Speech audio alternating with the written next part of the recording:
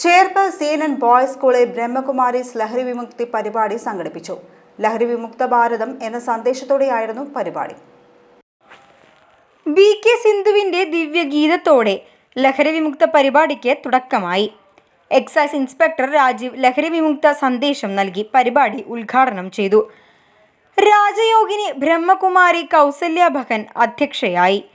School principal KB Ajosh, പ്രധാനാധ്യാപിക PM Rajani, PTA president NV Jayaraj, Hindu Aikyavedi സംസ്ഥാന secretary P Sudhakaran, Thrissur narcotic cell മുൻ SI Suvruthakumar, ശില്പി ഡാവിഞ്ചി സുരേഷ്, ബ്രഹ്മകുമാരി പ്രതിനിധികളായ BK രശ്മി, BK വേണുഗോപാൽ എന്നിവർ സംസാരിച്ചു.